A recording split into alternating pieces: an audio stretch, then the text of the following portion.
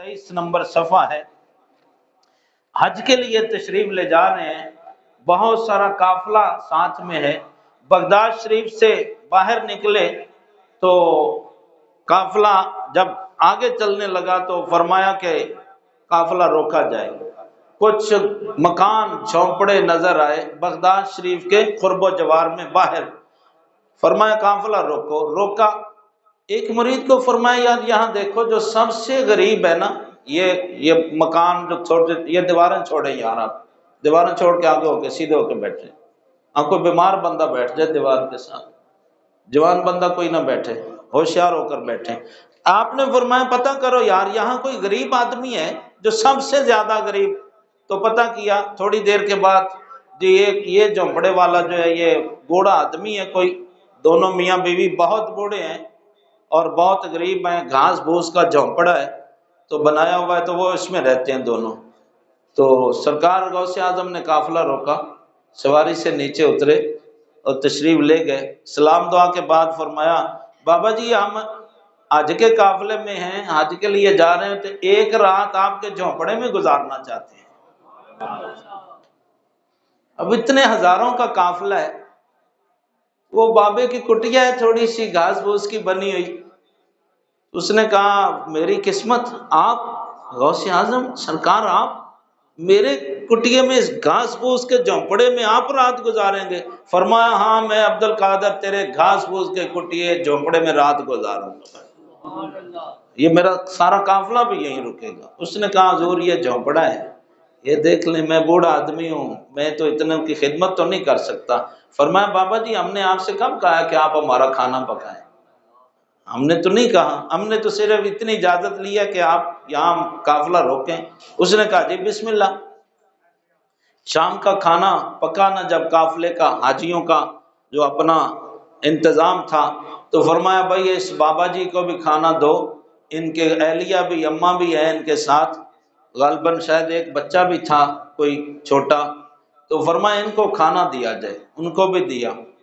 अब जैसे काफिला रुका तो शहर के जो करोड़पति अरबपति ताजर थे उनको भी पता चल गया, अभी थोड़ा सफर बाहर आपने तय किया था, तो भागम भाग दौड़े आए। ओ जी हजरत यहाँ आप कहाँ बैठ गए रेत के ऊपर, ये घास फूस का झोंपड़ा, ये आपके शान के लायक नहीं है, आप हमारे तशरीफ लाए ना फार्म में, वहाँ इन सब लोगों का खाना भी होगा, ये भी होगा, वो जैसे ये अमीर लोग बातें करते हैं। आपने फरमाया नहीं, हमने काफिला हज रोक दिया है, अब रात हम यहीं गुजारेंगे। बड़ी मिन्नत से माजत की लेकिन आप न माने। खैर बहरहाल फिर क्या हुआ कि फिर ये हुआ कि वो जितने शहर में अमीर कबीर आए थे कि मेरे घर आ जाएं, कोई इधर से जी हमारे आ जाएं, हमारे आ जाएं, तो फरमाया नहीं हम कहीं नहीं जाएंगे, हम आज बाबा जी के मेहमान हैं, उन्हीं के मेहमान हैं। अब वो सारे तोहफे तायफ लेकर, जो भी उस जमाने में तोहफा दिया जाता था हुज्जाज को, लिबास की सूरत में, खैमों की सूरत में, कपड़ों की सूरत में, शहद बहुत दिया जाता था, खाने और पीने की मुख्तलिफ उस जमाने में जो राय चीज़ें थी वो, तो सुबह होने तक वो बहुत बड़ा ढेर, जैसे ये जिमींदार जब गंदम या मुंजी फसल कटाई करते हैं तो ढेर लग जाते हैं, इस तरह से बहुत ढेर लग गए। अलग अलग कोई गल्ले का ढेर लग गया है, कोई पैसे आ गए हैं और इस्तेमाल के कपड़े आ गए हैं वगैरह वगैरह, तो बहुत ढेर लगा। आपने फरमाया भाई सुबह हम फजर की नमाज पढ़ेंगे, नाश्ता करेंगे, इशराक की नमाज पढ़कर काफिला आगे चलेगा, इत्मीनान से यहीं रहेंगे। जब वो सब सामान जमा हुआ ना, जितने ताइफ जमा हुए थे, तो सुबह जब खाना खा लिया, इशराक पढ़ ली, तो बाबा जी से मुस्कुरा कर फरमाया बाबा जी ये सारा तुम्हारा, ये ले लो, हम तो हज को चले हैं। सुभान अल्लाह, अल्लाह अल्लाह अल्लाह अल्लाह, सुभान अल्लाह। अब उनको समझ आया कि इस गरीब बाबे की कुटिया में गौसे आजम ने क्यों रात बसर की है। अब कई सालों का खर्चा उनको दे दिया। फरमाया बाबा जी हम तो हज पे जा रहे हैं, हमने इस गल्ले को क्या करना है, इतनी चीजें हम कहाँ उठाते फिरेंगे, हम इबादत करेंगे या इस माल की हिफाजत करेंगे। और फरमाया कि हमारे रुकने का मकसद भी ये था कि इस आबादी में सबसे जो गरीब है, मैं मुस्तफ़ा का बेटा हूँ, और मुस्तफ़ा की शान यह है कौन देता है देने को